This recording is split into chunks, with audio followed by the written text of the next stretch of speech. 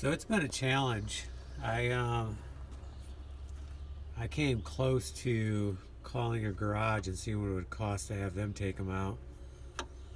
So after about, I don't know, 3 weeks coming out here and trying to loosen them a little bit, but no, I didn't want to I didn't want to round the threads off. And you can see right here, there's not a lot of, or I'm sorry, not the thread, but the nut part of it. And what's unique here is, so if you look at the new ones, this right here is not on the new ones. So this has to go back in. This is like a, I don't know, like an extra screw part. I didn't realize they had that. But fortunately, it came loose. So now I've been putting some lubricating to get this apart, and I think I can get it apart now that I got it out. I can put it in a vise and put some pressure on this and probably get it loose. So that's on this side. This was the easiest one to reach. It's right down in there. I got a little rag blocking the hole right now, and it's got a short. This is the short one. So I was able, and it didn't so I was trying it with the lock pliers. First I tried locking on it down here, but it squeezes pretty good here. So then I tried this area. This area seems to be pretty strong, and you can see the grooves in there. So I was able to put a little pressure on it, and then all of a sudden I thought, gosh, it seems like it's moving. Is it my wrench slipping? And I looked down and I thought I could see it move.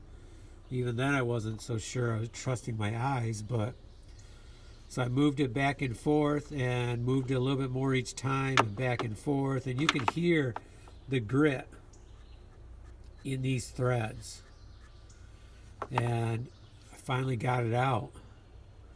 So now this one, so I thought, wow, I had that much trouble with the easy one I can get to. How in the world am I ever going to get this one? It's way down in there. I don't know if you can see the blue wire. Hopefully you can. That's where it is. So I've been, and for the 3 weeks I've been hitting it with PB Blaster and WD-40 Specialist and WD-40 and Liquid Wrench and the whole mishmash. And apparently, and I also been taking the little bitty hammer. It's a real little hammer. I never thought I would use it for anything. My mother gave it to me, and mother and father, and I thought, well, that's cool. I don't know if I'll use it, but sure enough, for places like this, that little hammer, I was able to put it in there and just tap it. After I put the PB Blaster WD-40 on, just tap it. Because my thought is that vibration will help that stuff work in. And I don't know.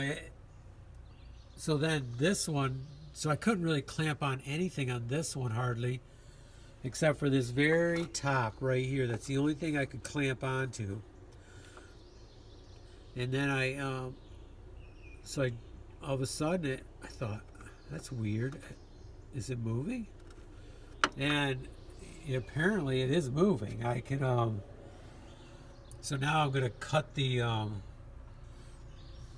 blue wire, or wires, go behind the engine here, kind of behind the back here, and then up, and you can see the blue right there. But right in there, there's a zip tie kind of in back, and I can't really get to it. So I'm thinking if I cut the blue here, I can probably pull it through the zip tie over there and out, is what I'm hoping. Exactly how I'm going to refasten it, I don't know, because I just don't know how I can get to it, but I'll figure something out at the time. Okay, so that's where we're at. I think I got this one loose, and I think I can get it out now. So I really was ready to give up. I came so close to giving up. But then I was reading 10 ways to get out rusted bolts, and they kept mentioning patience, and I thought, doggone it, I got that, whether I'll get it or not. Oh, so that actually made me keep working on it.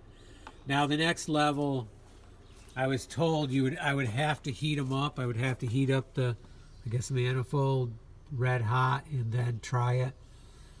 But honestly, I didn't really want to try that because can you imagine putting a torch down in there?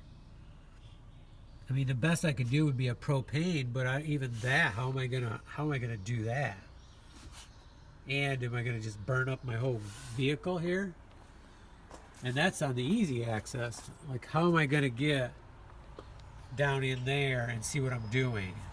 So that just, even though a couple people told me that's what I'd have to do, I just couldn't see it working out well. So thank goodness the 3 weeks of penetrating oil appears to have been effective. Okay, that's my little spiel on pulling the oxygen sensors out of the Nissan Frontier 2004. I'm sure these are the originals. I do not remember anybody telling me they needed to be changed or saying they changed them. So I would say I'm pulling out the originals after 21 years, about 160,000 miles, and brand new ones are going in. So that's exciting. I need to stop and get the anti-seize grease, which has metals in it. So either like a copper, aluminum, or some metal in there.